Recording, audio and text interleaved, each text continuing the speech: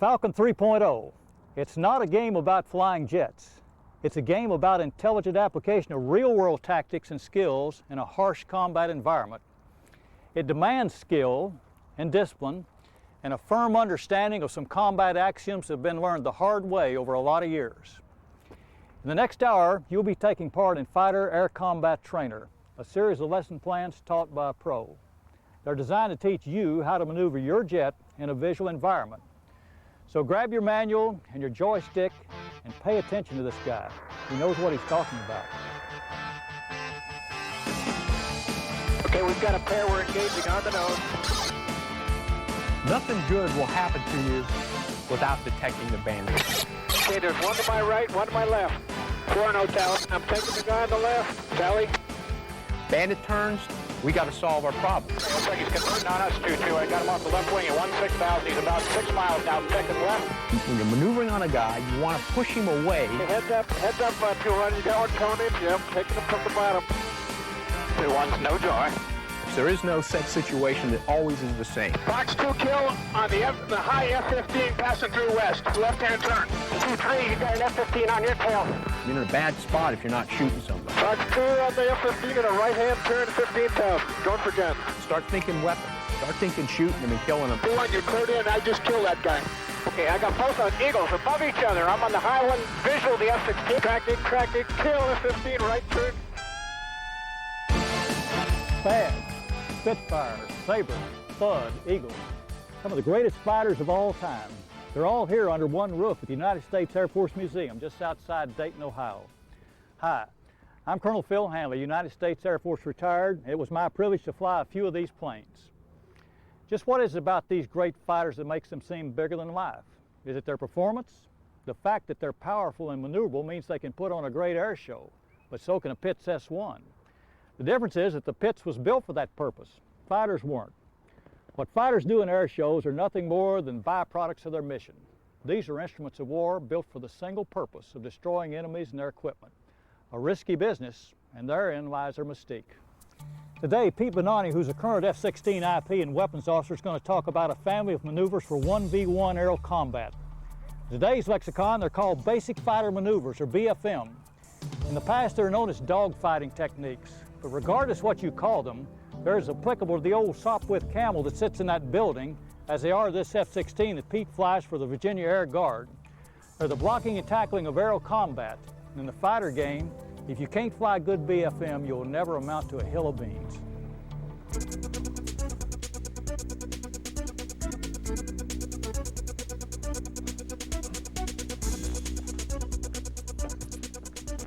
Hi, I'm Pete Bonanni, and I'm here to talk to you today about air combat.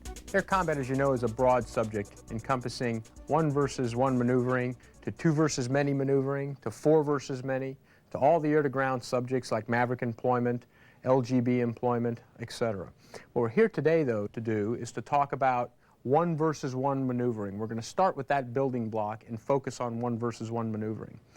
Before we start into our subject matter, we'd like to talk about the objective of this whole academic presentation, and those objectives are contained in what we call DLOs, or desired learning objectives.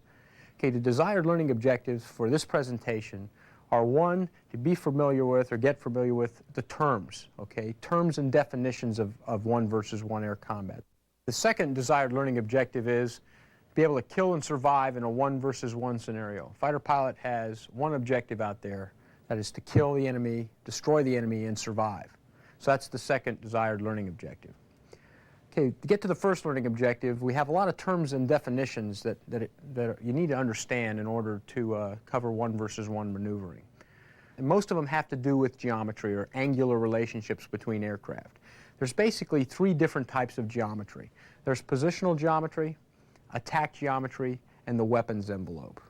Okay, so we're going to talk about all 3 of these. The first is positional geometry, which very specifically is the angular relationship between 2 aircraft out there in the environment.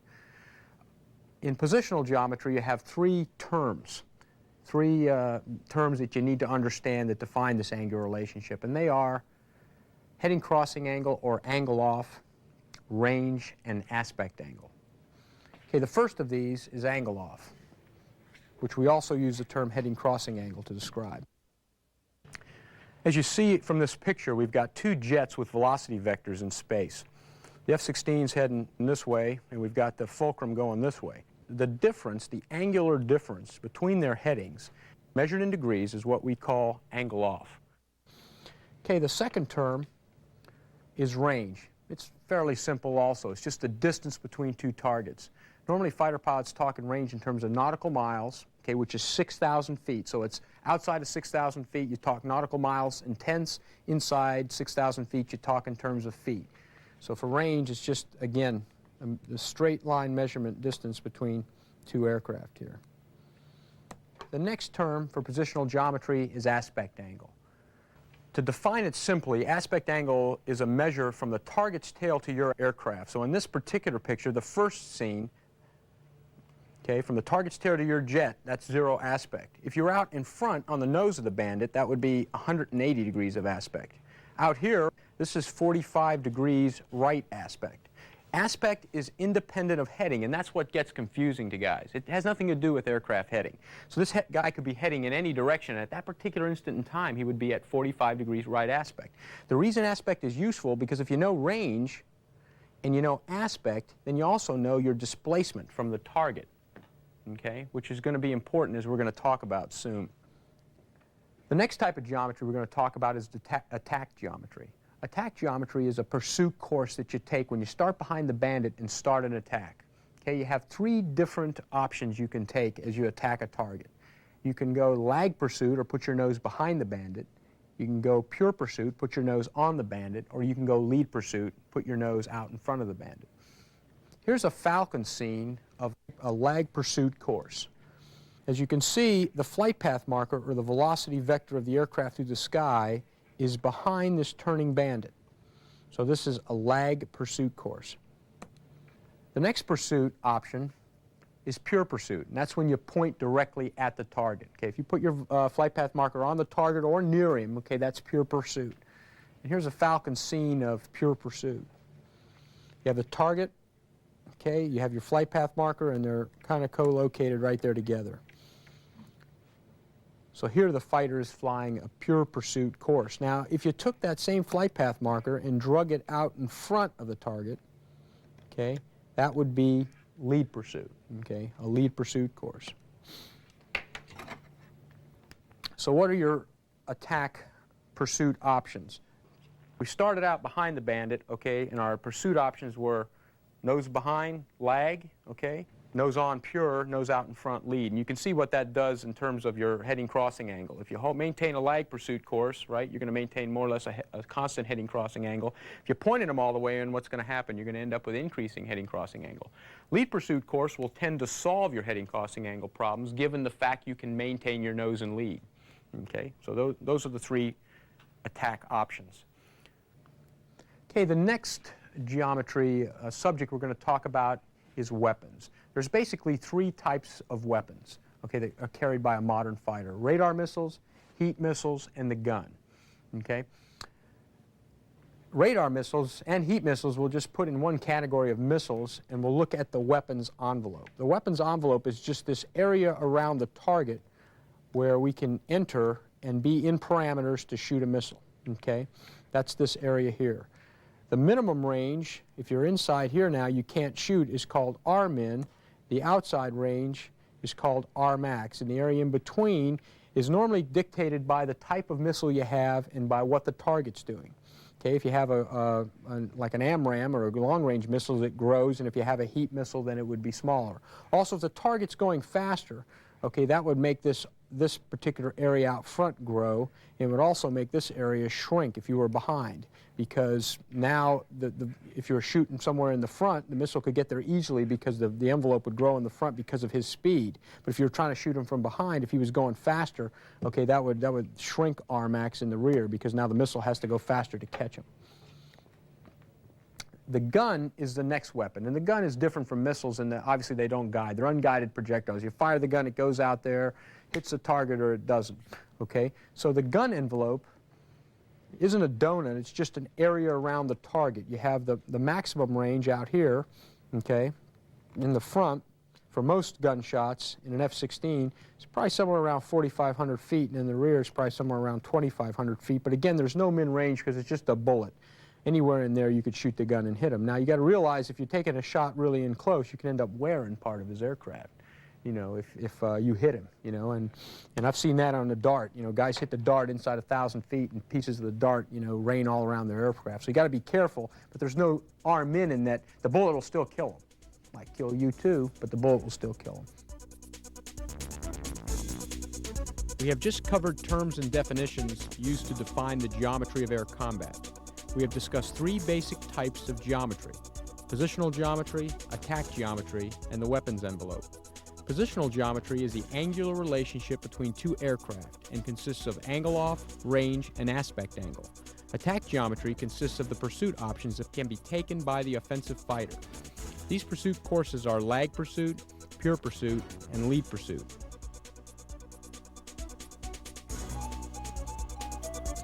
Even 75 years since the conclusion of World War I, names such as Newport, Spad, and Fokker and von Richthofen bring back vivid images. It was the birth of fighter aviation.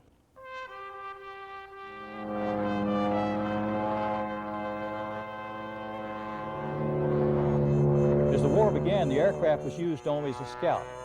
Opposing pilots actually waved as they passed. But this courtesy ended the day one of the pilots pulled out a pistol and fired at the other airplane.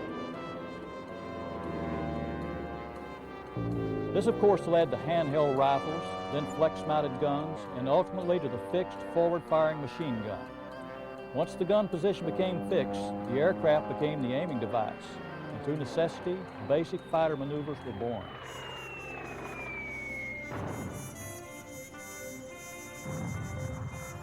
So when Pete talks about Lufberries and Immelmans, those aren't just arbitrary titles. They're the names of the men that invented the maneuvers.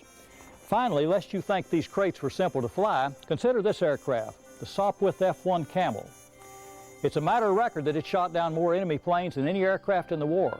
However, it's also a matter of record that more pilots were killed learning to fly it than died at the hands of the enemy.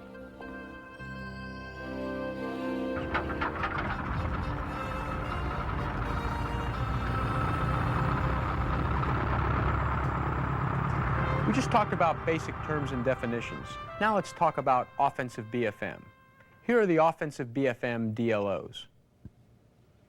Given an initial position of advantage, okay, given you start behind the guy in an offensive position, the first objective is to maintain 3-9 line. You know, that's pretty intuitive. Okay, we start behind him, let's stay behind him. Well, what is 3-9 line? And we should define some terms. As you guys know, fighter pilots talk in clock positions. Yeah, got 12, we got 6, you know, check 6, those kind of terms.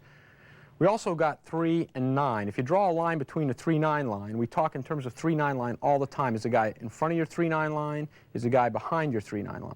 Okay, so the DLO here is given that you start behind him, stay behind him. You know, it's a reasonable objective, you know. Okay, now once you stay behind him, shoot him. You know, you don't have to fly an air show back behind at 6 o'clock. You guy looks back, yeah, that's some good flying you're doing back there. You know, we want to make a shot. You want to get into a position and shoot a weapon. So that's the next DLO. Give it, maintain 3-9 line, then shoot. The last one is if you can't do 1 or 2, then get out of there. You know, leave, separate, because, you know, again, you know, you're in a bad spot if you're not shooting somebody. A lot of discussions. I always like to start my offensive discussions by dispelling a couple myths. Everybody wants to think in terms of, okay, the bandit does a move, okay, and I need a move. Okay, well, let me look through my cards. Okay, the bandit does a right-hand turn. Okay, 10 degrees nose low. Then I do a rat's ass shimshay. Okay, yeah, that's the counter. You know, but you really can't think in terms of a chess kind of thing. You know, where a move. Okay, then there's this perfect counter move that this doesn't work that way. It's a fluid thing where the bandit does something and now we got to always be maneuvering our nose and you know from out there flying that's just the way it works. There is no set situation that always is the same. The other thing we have to note is that you know, BFM costs energy. When you move your nose in a fighter, it costs you energy. The two are related. The object of BFM is exchanging energy, which is aircraft altitude and airspeed, okay, for nose position. That's what we're trying to do. We've got the jet flying along with a certain you know, Mach on it, certain amount of knots, smash on the jet. We've got a certain amount of altitude. Now we're going to exchange that. We're going to spend it to move the nose. Okay, it's going to cost you. Now, when you go straight, you can gain it back. But there's a relationship between the two. The other thing you have to note about BFM is it's not flown in the present. BFM is flown in the future. You don't fly to where the aircraft is. You've got to fly to where he's going. And there's some steps to flying BFM in the future. Those steps are pretty much observe the bandit, see what he's doing, predict where he's going, maneuver or fly the jet based on this prediction, and then when something changes, as it will, react to that change. So those are the steps, observe, predict, maneuver, react. And they're subliminal. I mean, they're not on the surface. You don't write those on your lineup card, go, okay, what's next, okay. Predict, look down and, oh, shoot, I dropped my lineup card. Now I'm in big trouble. No, but it's good to note that, though, that it's flown in the future and you've got to go through these steps, okay. Let's talk about BFM problems. Why?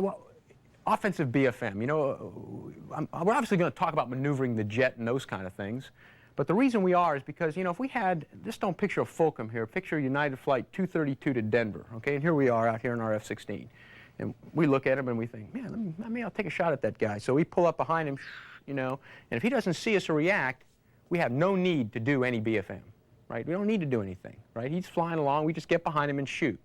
The reason you need to do BFM is because if this is, instead this is not an airliner now, this is a Fulcrum, and he sees you and turns, he will create BFM problems. Instantly by me turning, you see heading crossing angle build, you see aspect changing, you see range changing. Those are the BFM problems that are created by a turn. Bandit turns, we got to solve our problem. The way we solve a problem is we turn. Bandit turns, we turn, okay? How do you turn? There's two things. It's how you turn and when you turn that count, as you know from flying. You can go, okay, Pete said to turn, and I've seen this. I've seen this burn in JP4. I've seen it in simulation. I've seen it everywhere. A guy says, ready, ready, go. He turns, and if you don't turn at the right place, if you just say, okay, turn. Oh, man, that didn't quite work. Yeah. I knew I should have stayed awake past just the turn part. So we're going to teach you, kind of how, not only, how to turn, but when to turn. But first, let's talk about turns themselves, because turns are important. If you're not at corner airspeed, the turn dynamics are quite different. What corner airspeed is this airspeed in the jet where you can turn the quickest, tightest turn. Okay, in an F-16, that's about 440 knots. Okay. Turns have two things associated with them. They have rate, that's how fast you move the nose. They have radius, or how tight the turn is. Those two things. I thought it'd be interesting to take a look at Falcon to show you the effects of one aircraft pulling about 6 to 7 Gs at 450 knots. That's right at corner, right? Okay, he started the turn right here. He ended it right there. And you could take a look at, again, his rate and radius as he makes the turn. The next guy I'll show up here turning, he's at 550 knots. He's 100 knots above corner, and you can take a look at where his rate and radius is carrying him, much farther out. Okay, he's all the way out here. And also you would note, if we took a look at this thing, this guy started here, got all the way around the corner to about here. In the same time, it took this guy starting in about the same place and getting to right about here. So 100 knots of airspeed difference makes a big difference in radius. But just as important, it makes a big difference in rate also. You're just not moving the nose. I might also note that these guys are both at the same G. So they're both suffering equally. Because G is you suffer under G. But one guy's not doing too much at all for the amount of suffering he's doing, and the other guy is moving the airplane around. So it's very important to be at the right airspeed, right at corner airspeed when you do this. Okay. Those are turns looking up from above. Now let's take a look at a vertical turn. Vertical turns are different in many ways, primarily because we've got gravity. Okay, so what gravity tends to do is flatten out the turn on the back side, and up at the top side you'll notice you can get a much tighter radius and a much better rate. And this is what fighter pilots call the energy egg. It looks like an egg. Okay, because you get a much better turn up here at the top, and you have a much worse turn here at the bottom. And that becomes important when we start to talk about head-on BFM and those kind of things. The nose-high fighter has a big advantage. Why? Because he's got God's G at the top. He's got like big hand pushing him down. Down at the bottom, you have the the negative effects of G at the bottom side. So you've got to play that, okay, when you're fighting BFM. The next concept with turns is turning room. You need room to turn. You can get it vertically, or you can get it horizontally, or horizontally displaced from the bandit. Either way, though, when you're maneuvering on a guy, you want to push him away to get some room away from him so you can turn. And when you make that turn, what? You want to be at the proper airspeed. How much turning room do you need? You need a diameter. You need a turn diameter. I mean, how much is a turn diameter for an aircraft at 450 knots? Well, it depends, because vertically up here, a turn diameter is probably, a lot less because you have God's G. Down underneath, it's a lot more, and then horizontally, that's another number too. But normally, about 6,000 to 7,000 feet is what you need displacement for about a 7G turn. A little less for up here, a little more for down here, but you need to get away from the bandit. You need to push him off so that you can take this radius now and fit it around to fly behind the bandit. Okay, let's take a look at two targets in offensive BFM setup where the bandit starts out at 2 nautical miles or outside your turn circle. You're going to see the fulcrum go into a hard left-hand turn and essentially meet the F-16 in the front. There's really not much this guy can do. Even if he went straight, it wouldn't matter. This guy could pull around and meet him in the front quarter. Because why? This pass started at 2 nautical miles. Okay, this fulcrum was only pulling 7 Gs, but he can meet him in the front even at 7 Gs. Well, let's take a look at another Falcon view. This is the exact same setup, but now you can see it from a different view to help reinforce it. You jump this guy, you see this turn, you're watching him, and you start seeing the front part of his airplane. What happened? You started outside his turn circle, okay, and there you have a front quarter pass from this, okay. So it's important to ask yourself the question. When I start a fight, I kind of start jumping this guy, and I ask myself this question: am I inside or outside his turn circle? Is his present turn rate going to cause a front quarter pass? If his present turn rate is going to cause a front quarter pass, I'm outside his turn circle. So what should I do different if I start outside his turn circle? Don't go for turning room. Okay? Don't go for turning room. Why? Because it's not going to work. It's just not going to work. If you go up, you might give him turning room. So if you start seeing the front, start thinking weapons. Start thinking shooting him and killing him in the front with a weapon, because there's nothing else you really can do. Now let's show a pass inside the turn circle, and you'll see from Falcon kind of how much different this one is. This is about a 7,000 foot setup. Again, fulcrum against F-16. Fulcrum's going to go into the same left-hand turn at the same G, and the Falcon's going to pretty much react to pretty much the same way he did before. However, the geometry is different from the start. Here's another view of the same thing. Exact same turn. Quite a bit different. You don't see that front part of the airplane during this turn. You just see the F-16 maintaining 3-9 line position, pulling, and then finally closing in for a gunshot or a missile shot or whatever he's in parameters to take there. Okay.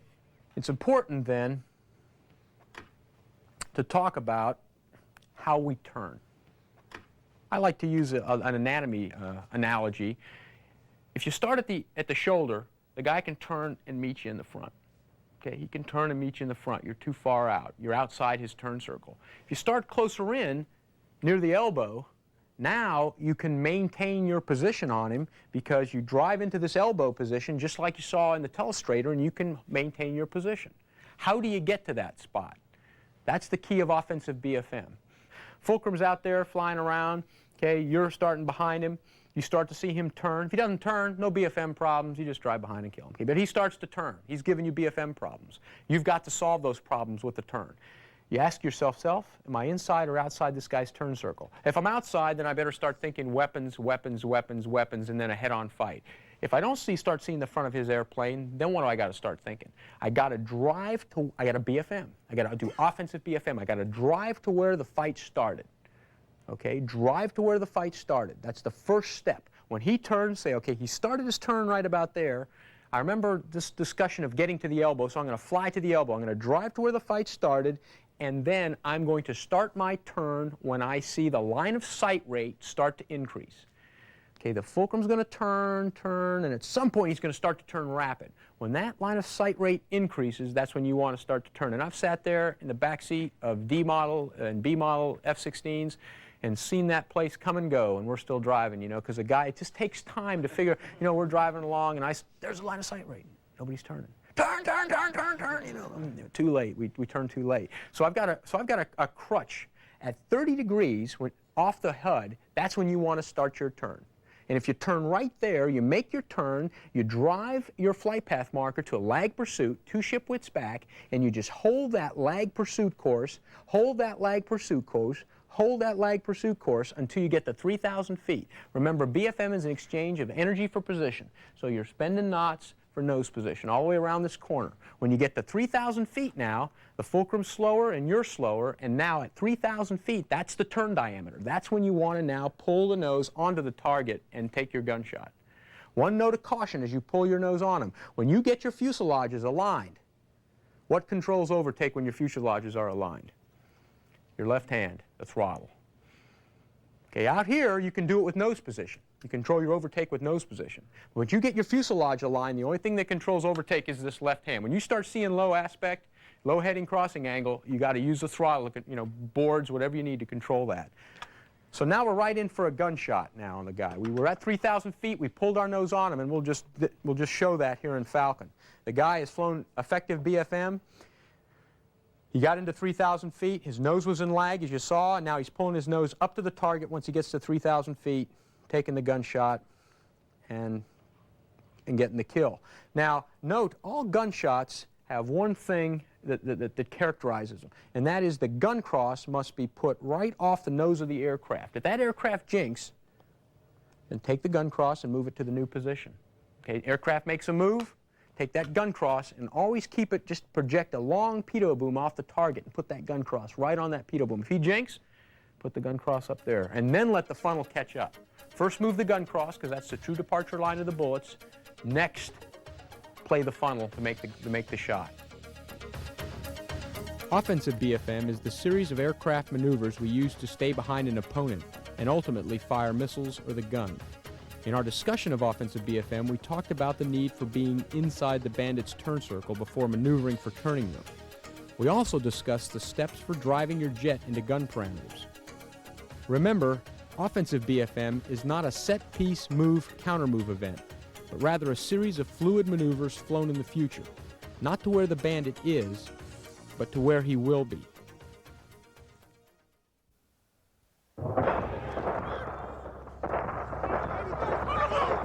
Over half a century ago, Winston Churchill told an anxious nation that they would fight the Germans on the beaches, the landing grounds, the fields, and the streets. But in the dark summer of 1940, the Brits didn't fight them in any of those places. They fought them in the skies, and in doing so created perhaps the greatest fighter matchup of all time. The Mark V Spitfire and this aircraft, the legendary ME-109. The Spit was a little faster, but the 109 could outclimb it and had a higher ceiling. Luftwaffe pilots tended to think that Spit could outturn them, but RAF pilots who flew a captured 109 disagreed. One clear advantage of the 109 was its fuel-injected engine that allowed it to maneuver under negative G. The Rolls-Royce in the Spit was carbureted. Which was the better plane? You can make credible arguments either way.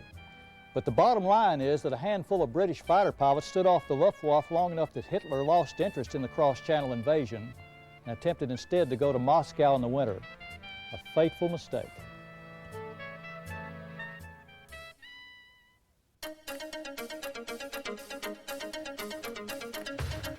Okay, next up is defensive BFM. We talked about offense where we started with initial position of advantage. Now we're going to talk about defense. Okay, in defense, the bandit has an initial position of advantage on you. And of course, we've got some desired learning objectives for defensive BFM. The desired learning objectives are given an initial position of advantage by the bandit. The first objective is to defeat all missile and gun attacks. If there's a missile in the air, then we quit fighting the bandit. We start fighting the missile or the gun, okay? Because there's no need to worry about the bandit if your, cockpit fills with hair, teeth, and eyeballs, and they're not in the proper lineup, So we've got to fight anything in the air first, okay? Next, we've got to create BFM problems for the bandit. You know, he just did some turns and created some BFM problems for us, so now we're going to try to create some BFM problems for him. Okay, then when the bandit BFMs, we're going to take away his turning room, if we can, or, you know, kill him. Or if we can't do that, we're going to try to get out of the fight, separate. Okay, extend, get energy, or get all the way out of the fight and separate. Okay, so those are the DLOs for defensive BFM. Nothing good will happen to you without detecting the bandit. There's 3 ways to detect bandits, basically. You can do it on radar, which we're not going to talk about in this particular block of instruction. You can do it with threat warning system, and the other way is visually. First, the way we're going to talk about is threat warning system. You see Falcon here, a Falcon cockpit shot. It looks similar to the A model or the C model F-16. You've got now a bandit at 6 o'clock showing up on the threat warning system. So that's one of the ways you get him on threat warning. And you might say, well, that's not a great way, but it's better than, you know, better than not detecting him at all and end up getting ambushed. Okay, so that you need him to detect him. The other way to do it is visually. Here we have a guy driving along, and we've got a bandit at deep 6 o'clock, so visually is the other way. Now, could you see this guy if he didn't have his radar on, looking from that shot? Probably not, but you know, your wingman, that's why you have wingman, because, you know, he can see more plan for him. You know, a needle-nosed target is a tough target to pick up at your 6 o'clock because there's just not much to see. But a wingman looking back will be able to, you know, see that vertical stabilizer and see some plan for him, so the wingman might be calling you to turn. Okay. So visual is the other way. Okay, we talked about a bandit, right, that started 2 miles out in front of you, you know, and he made this defensive turn. And, you know, we can do the same thing to him. We detect a guy farther enough back, we need to turn hard to meet him in the front. How do you do a defensive turn? When you detect somebody's behind you, you just take your lift vector, okay, roll the jet, put your lift vector right on the target. Okay, the lift vector comes straight out the top of the airplane, okay? And you take that lift vector, you put it right on the target, and you pull. Hopefully, you will get a front quarter pass out of it if the fight started with a bandit outside your turn circle. Let's take a look at that in Falcon. Here's the F-16 01 out front, fulcrum behind. Okay, and again, you've got this long-range setup, this 2-mile setup, and you can see the effect of the turn. Just a good, hard F-16 turn at corner velocity, bang, a head-on BFM pass rather than a guy staying behind you. Okay. Let's take a different view of that same maneuver. You're driving around, see the bandit behind you, put your lift vector right on him. Here's about a good 7G lift vector on pull. You notice his lift vector is right on him the whole time, and then you get a high line of sight rate pass, a high angle pass at end game. Okay. What happens when the bandit doesn't start at 2 miles? And we started with the easy one. Guys at 2 miles, you pull, bang. And I know what you're thinking, because I look out there when I've taught this course for lots of years, and I look out at the guys, and I know they're waiting for me to tell them the maneuver. They're thinking, there's a maneuver. And if I learn it, then I'll know what to do, because I've seen the movie. I mean, there's a movie out, right? And there's a guy playing it that doesn't mind, you know, getting makeup and having his eyebrows plucked and stuff. And that guy, you know, he did this maneuver, and guess what? Guy flew out in front of him. There ain't no such maneuver. Okay, I'm just here to tell you there ain't no such maneuver. If a guy starts, a good guy, let me tell you how good. You against your clone. I always like to talk in terms of you against your clone. Your clone starts back behind you at 6,000 feet. You do the perfect move, right? You already learned that. Lift vector on, corner velocity, pull.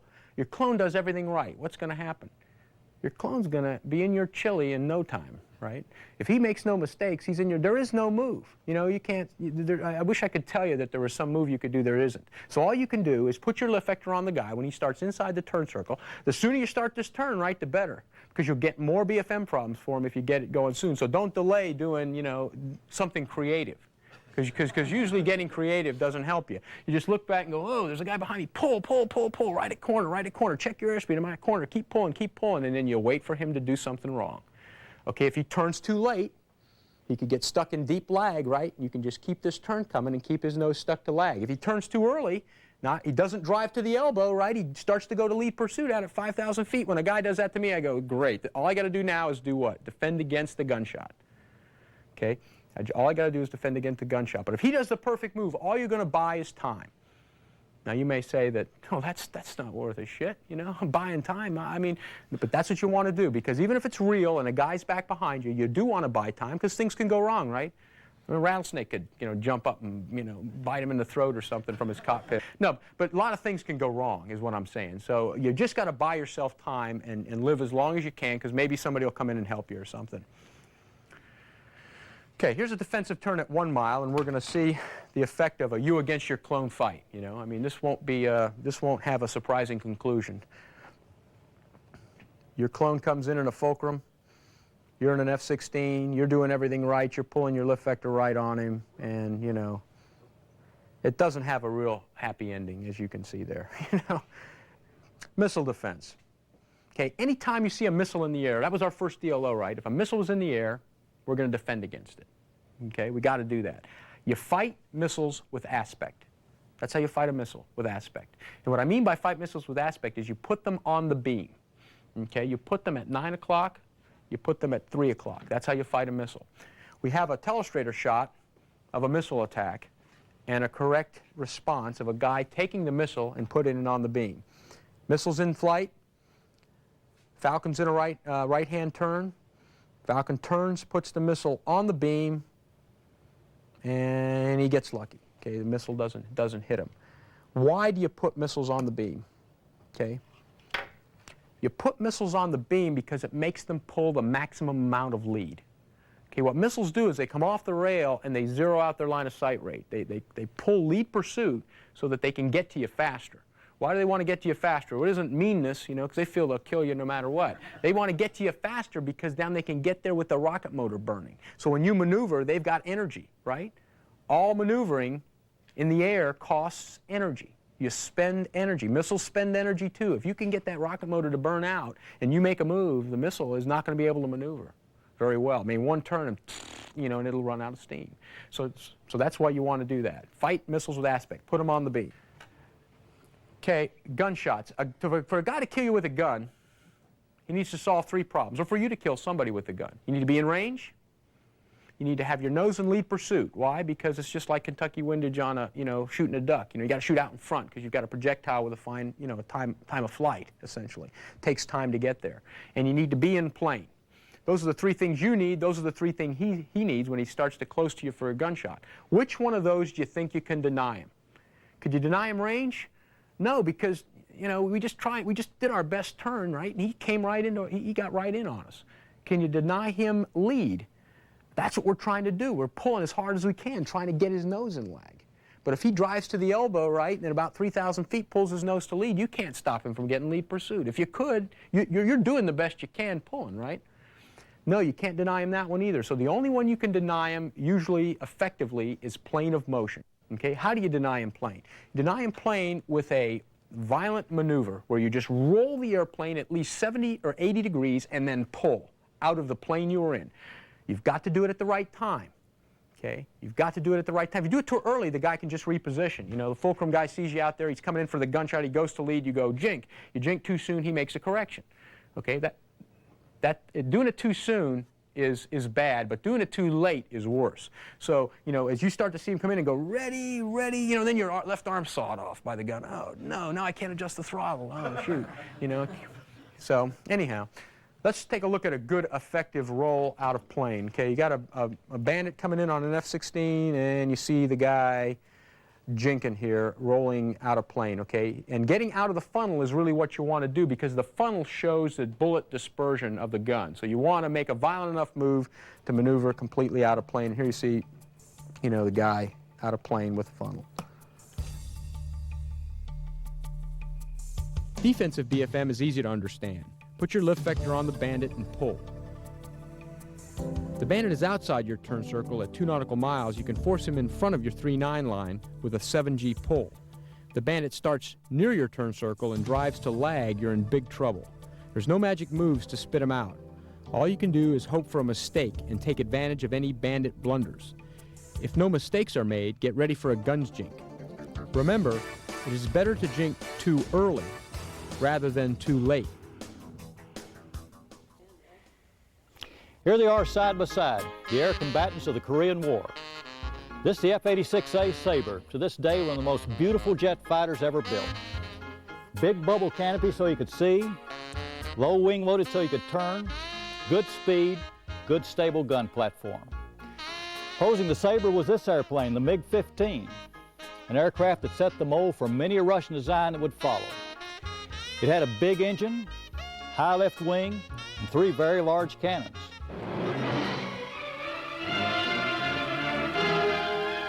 Now for MiG Alley. The end result was that this relatively unsophisticated fighter could outturn, outclimb, and out-accelerate the Sabre. The matchup was a blowout, over 10-1 for the 86, mostly because of the skills of the Sabre pilots. Missiles weren't around then, so there were no BVR engagements. The men who flew F-86s found these MiGs with their Mark I model eyeballs, used mutual support, discipline, and great BFM to get to their 6 o'clock, and simply blew them away the old-fashioned way with 650 caliber machine guns.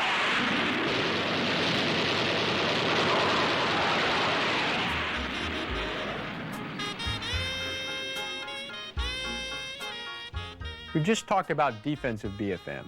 Now let's talk about head-on BFM. Here are the head-on BFM DLOs. Given a head-on pass, okay, given a head-on position on the bandit, first thing is to kill the bandit, okay? Employ weapons if you can. Next is to BFM and gain 3-9 line position on the bandit. Okay, that's the next thing we'd like to do. Given we can't kill them at the pass or whatever, do some BFM and gain 3-9 line. The next thing, or the last DLO is, if you can't do those two, leave.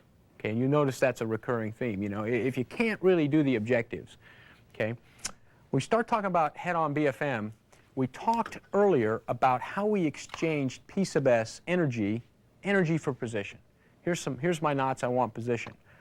Well, here's the thing you're going to have to ask yourself. When you pass a guy like this, it took a lot of BFM when you started behind him, and it took a lot of energy to kill him. Well, you can imagine now when you start like this how much time and energy it's going to take. Okay, this is a 1v1 BFM discussion, so we're not talking about time. Time is tactics. You can think of time as tactics. We're not going to talk about tactics. We're just going to talk about, now, okay, we're committed to fight, so we're going to fight. But I will throw out, though, when you pass a guy head on, you've got to think very seriously that, do I really want to fight this guy or not? Because it's going to take a lot of time to kill him. Now, you may not have a choice, right? You may be defending something or someone, in which case now the tactical choice is made. You've got to turn and fight. You've got an AWACS back there. So there may be a tactical reason, you know, why you have to turn and fight. But you really got to ask yourself, it's going to take a lot of energy to do this, okay?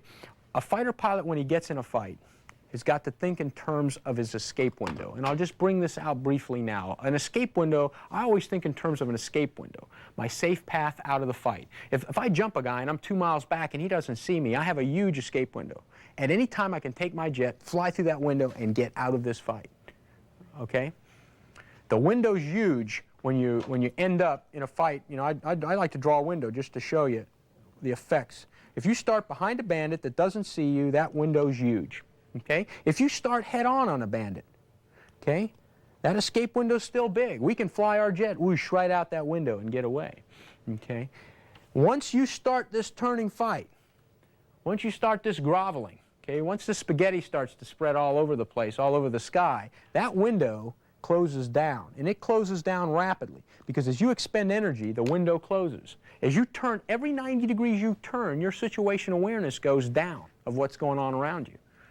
Okay, if you're fighting this one guy and you're in this food fight with him going round and around, you don't know what's going on around you. You're just fighting this one guy. As your situation goes down, as your energy goes down, your escape window closes down. Your chance to get out of the fight, you lose that chance to get out of the fight. Okay, so now we've got several choices when we go out and pass this guy and we're committed to fight. Let's talk about some terms and definitions here of a head-on pass. Here we're going to show a one-circle fight, because you're always hearing head-on, one circle, two circle, those kind of things. Here we have a one-circle fight because what happens is both targets turn and their circle is on the same side. You had a fulcrum turning right, an F-16's turning left. This is what we call a one-circle fight because the radiuses are on the same side. Okay, that's a one-circle fight. Okay. If there's a one-circle fight, then there's got to be a two-circle fight, of course. And what happens there is both guys turn into each other. They both make, like, on a left-to-left pass, they both turn left. And you can see that here on the telestrator also. Fulcrum versus Falcon. You're going to pass head-on again, and both guys will turn, looks like, left. What happens here is you've got two circles. Okay? That's a two-circle fight. Let's talk about why you'd want to do one or the other. You'll notice in the one-circle fight, when this guy turned this way, it ended up being a much tighter, you had one guy turning like that and the other guy, turning the same way. You end up with this range being a lot tighter. In a two-circle fight, as they come together, this range that you come head-to-head is a lot greater, okay? So what tactical implication does that have? Well, if you're fighting, let's say you ran out of missiles, and you're fighting a guy that still has missiles, heat missiles, and you probably want to try to fight a one-circle fight against that guy. You probably want to jam. You probably want to get inside arm in, right, and stay there. Boy, I don't want to get outside arm in on this guy because I ain't got a missile. All I got's a gun. There's no arm in for a gun. I want to get inside his arm in for his missile and stay there. The same thing will happen to an airplane that doesn't have a head-on, shooting capability. Like if you fight a, a MiG-17, MiG-19, guy can't shoot you in the face, he's probably going to want to take you one circle. He's going to want to take you one circle because he can jam your missile. Okay, two-circle fight, just realize you're fighting a fulcrum and the fight goes two-circle. What's going to happen here? You're both going to have a shot opportunity here, so you got to be careful. Got to be careful in here. He can shoot you also. So a two-circle fight basically gives you more room away from the guy. The other option we have is we can go flat, one circle, two circle, we can go vertical, right? We can go into the vertical. Normally a vertical move in an F-16 is never done at the initial pass. It's usually done after we turn one way or the other. And most all fights are two-circle fights because we do want an opportunity to shoot them with the mic. We pass, we want to turn, try to get around and take a shot at them with the mic. And most head-on fights, if they're similar airplanes, right, starting at similar energies, Fulcrum versus, F-16, what's going to happen? It's just going to end up being get lower and slower in this grovel. Okay, as we spend energy for position, lower and slower in the grovel. At some point in there, though, you can take the fight vertical. Okay, you can use that energy egg we talked about. You can take the fight up into the vertical, okay, and that's another option. The time I use the vertical is when I go out there and look up at the sun and say, there it is, right in front of me. Because if I get that sun lined up and create a shadow in the cockpit, and that guy's down from that shadow, well, guess what? He doesn't see me. He doesn't see me. I'm in the sun. Anytime I line that bandit up with the shadows, if I see that high sun, that is one time I'll go up. Most times I don't go up. Because if you go up, you got that cold blue sky and the missile. You're a hot target among that cold blue sky, so I don't like to go up. Normally I'll keep the fight two-circle. To review, a fighter pilot has several options during a head-on pass. The first and foremost option is to take a shot, if you can, at the bandit. If the bandit doesn't blow up, you should think carefully about your escape window. The ability to lead the fight is biggest right at the pass. If you decide to turn, you can turn away from the bandit or into the bandit. Depending on which way the bandit turns, this will cause a one-circle or two-circle fight. A two-circle fight will give you, and possibly the bandit, a better chance at a head-on missile attack. A one-circle fight will tend to jam both fighters inside minimum range for a heat missile shot. Remember, it will normally require a lot of energy to convert a head-on pass into a shot.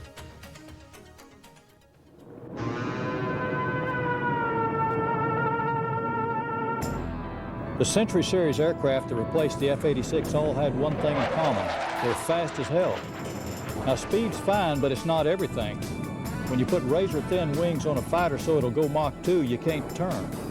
When you discard the bubble canopy in favor of an aerodynamically slick design, you can't see. But you play the hand you're dealt. This is a 105 Thunder Chief, affectionately known as the Thud, the biggest single-engine fighter ever built. It was designed to deliver nuke weapons very low and very fast, but it ended up hauling iron bombs and rolling thunder. On paper, in a pure 1v1 against a MiG, it hardly stood a chance. Yet Thud pilots shot down 27 of them, 25 with a gun. They didn't accomplish this remarkable feat because of the air-to-air virtues of the Thud. They did it through discipline and mutual support and guts.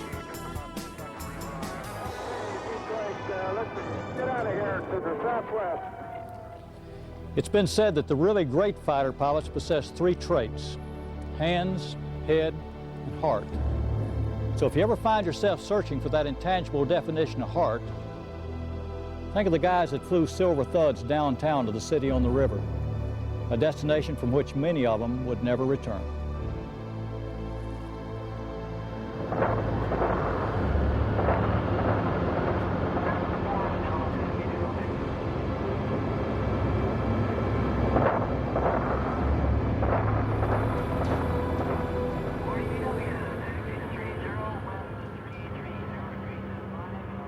So now we're going to take some questions from a Falcon users group called the 510th Tactical Fighter Wing.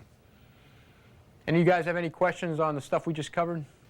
Pete, I got a question for you. Sure. You were talking earlier about maintaining a optimum turning rate of about 440 knots. Yeah. What's the difference between maintaining a steady turn and going into a turn, jamming full back on the stick, pulling maximum G's, and losing energy? Are you going to come out with the same end result?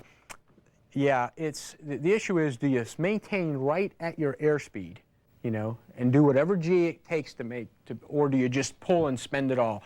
On almost every case that I gave you here, when you're on defense, you spend it all, because the concept is, why die with a 50 extra knots? You know, I mean, you know, it's just like, you know, you get to heaven, you say, hey, but I got 50 extra knots. Nobody cares up there, you know, or wherever else you go. You know, how many knots you had on your jet when you get killed, when you died. So we really don't care. So really, when you're on defense, you just spend it. But on offense, that's a very good question, because really, when you're driving here, remember I said you're going to put your nose in like pursuit? Well, a couple ship wisps back, I mean, that's not very precise. So right in there is where I like to maintain my airspeed. I think that's an excellent point, because when the guy's behind you, you just turn. Okay, but when you're head-on, or when you're on offense, now you can play that turn. There is no need to just spend it all. You will, over time, you will turn better if you keep your airspeed. But you got to be in a tactical position to do that, and this is not it. This is create maximum BFM problems right now, because you remember, each time tick he closes, your ability to generate problems is less. Yeah. It's less, because now he's getting inside your turn circle. So you want to just spend it here, but on the other situations, offense and head-on, you want to try to maintain corner. Now, there are times when I feel I can get a shot, I spend it. I just spend it. And also on offense, you're not going to be able to stay at corner. I mean, because you're going to start to see this lag build. You're just going to have to keep pulling. You don't want to get too far back in lag, or else now you're going to get this big thing. So you want to try to stay at corner, but you're not going to be able to do it, you know, at altitude. At sea level, you probably could in an F-16, but at 20,000 feet, you're going to bleed off energy in a turn, you know. Okay, next question. Yeah, I've got one. So when you get to that control position, if the bandit starts doing the scissors, do you recommend trying to get slower? Yes. At that point? Yes. Yes, you've got no choice but to get slower. When you start to see this low heading crossing angle, you control your overtake with throttle. And we have a guns defense out now. It's the most current rage to sweep the F-16 community, called the snake. And where a guy just does a snaking guns defense. He's pulling and he's doing a subtle throttle changes with each move of the snake. He's snaking, you know, and then he turns and rolls and he kind of snakes back the other way. And each time he's slowing down, hoping that you're getting bored in on him, and whoa, now we're into this, you know, a scissor situation. So the answer is yes, you have got to slow down. You don't care. You're going to kill him. You want to kill him, because once you kill him, now you can speed up. You see, so you don't want to just say, well, I want to maintain my energy, I want to maintain my energy, I want to maintain, good, I'm glad I did. Now I got a good defensive turn to do. You know, you don't want to do that. Use your throttle to stay behind a guy. Because once you're committed, I said, your escape window's closed, you got to kill him. So you just have to do with, you know, left hand, whatever you have to do to kill him. Pete, why is it that in offensive BFM, the yo-yo maneuver is taken away from us? Well, yeah, we didn't talk about yo-yos, and whenever you read any material or see things, even people talking, they talk in terms of yo-yos. Yo-yos are a maneuver that we used to do, and what it's based on is the bandit turns, and you make a turn. But instead of making this turn in the horizontal like we did, you make a vertical turn. You climb, you get turning room above the bandit. Now you use God's G to turn more efficiently in the vertical, okay, than this bandit's doing in the horizontal. But the premise is that you gain this turning room and you own this turning room, that this bandit cannot come up into you and take the turning room away, okay? And when I learned how to do this in F4 against an F5, for example, I'd drive into my F4, the F5 would turn, and then I'd take the F4 uphill into this yo-yo. It's about 3,000 feet above the bandit. And then I'd come downhill, turn that old Rhino, you know, better in the vertical, you know, than this F5 was turning. But the F5, after about 90 degrees of turn, was stuck horizontal. It could not come up to take my turning room away. If I had been fighting somebody that could come up, like an F-16, I would have gone uphill, right? Then this guy would have turned, and he would have come up into me to take away my turning room, which is a learning objective for BFM, take away his turning room. And now you'd have almost like a head-on pass, because instead of being stuck here now where I can turn, you know, and get behind him, this guy can now pull up into you, and guess what? Now, this guy's got his nose high, you've got your nose low, and he's got the first use of God's G to lead turn you down the backside. So you're actually at a disadvantage. Okay, we've talked about 1v1 maneuvering. We've talked about offensive maneuvering, we've talked about defensive maneuvering, and head-on. Hopefully, I've given you the techniques that we're currently using out there, in the F-16 world, so that you can take those and use them to be successful out there in combat. One of the things that's important to a fighter pilot is style. You like to do things with style. There's no doubt you can fly around, get some shots, kill some people in the simulation, have fun. But really, we're trying to do it with style. What style implies to a fighter pilot is discipline, execution of the basics.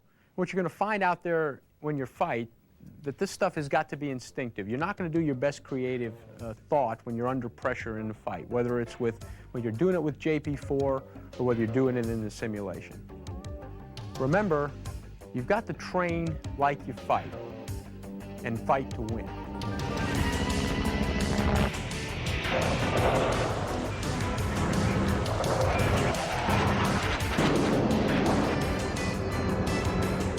A lot of people who watched the Gulf War on TV concluded it was technology alone that carried the day. Oh yeah? What about this A-10, affectionately known as the Warthog? A plane so slow it's been referred to as like flying your own crop duster with a gun. But in the hands of capable pilots that use mutual support and discipline and the ability to strafe over 90% with a 30mm Gatling gun, it literally ripped the guts out of Iraqi's armor. But that was air to mud. What about air to air? The F-15 Eagles blitzed the Iraqi Air Force 31 zip. Now the F-15 is a great air superiority fighter, but let me tell you, a MiG-29 is no slouch. The truth of the matter is, we could have done it with these planes, or F-18s, or we could have traded equipment for that matter. It wouldn't have made a difference. By all indications, the F-22 that's coming online is a marvel. But you can rest assured that someday, somewhere, someone's going to step up with a worthy opponent. Years ago, the great World War II ace Adolf Galland wrote, "Only the spirit of attack born in a brave heart will bring success to any fighter, no matter how highly developed it may be." That's still true today. For in the fighter game, Lockheed and GD and Mac Air build great airplanes, but men still win wars. 2-1 copies, 24510, no joy. Okay, we've got a pair we're engaging on the nose. Copy 18, same direction. Okay, there's one to my right, one to my left. 4-0 Tally. I'm taking the guy on the left. Tally. I got a contact 42 on his contact 44 left for 6. Contact hard. Okay, looks like he's converting on us, 2-2. I got him off the left wing at 16,000. He's about 6 miles now, second left. I've got the Eagle going up. Disregard, disregard. Target is friendly. 6 is clear. I got an Eagle belly up to 2-1, 2-3. Confirm you're engaged. Coming uphill on an Eagle. 2-4 engaged. Yeah, we're engaged. After that, we're directly above you, coming back to the west. 2-2. Heads up. We're above the fight. 2-1. I'm directly above you now, 2-2. Humphrey, can you take that guy? Can you take him? 2-2. Fox 2 on the Eagle, passing through north. Okay, heads up, 2-1. You got one coming in? Yep, taking it from the bottom. 2-1, no joy. Break right, 2-1 or 2-2. 2-1, breaking right. Okay.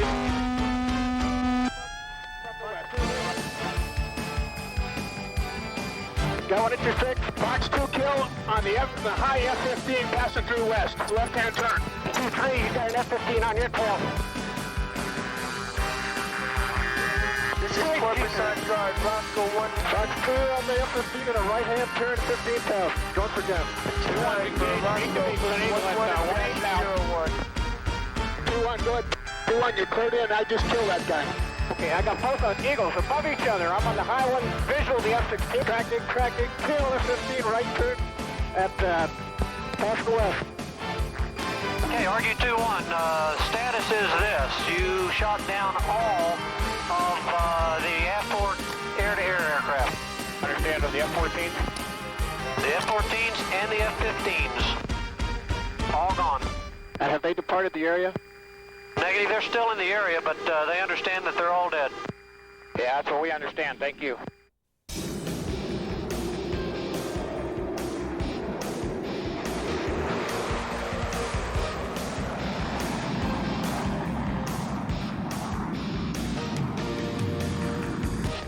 lock. Get it, lock him up. Just lock him up. Please, shoot him, back speed. I can't.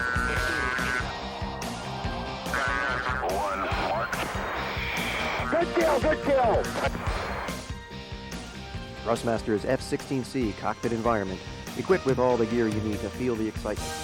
Fully functional 64-switch control panels, mil-spec strain gauge stick, and F-16C throttle. With Thrustmaster controls and your favorite sim, turn your den into a furball you'll never forget. The Mark II WCS, FCS, and rudder control system. No matter which Thrustmaster equipment you choose, you'll experience more realism, more control, more kills. After all, the ultimate test is to stay alive.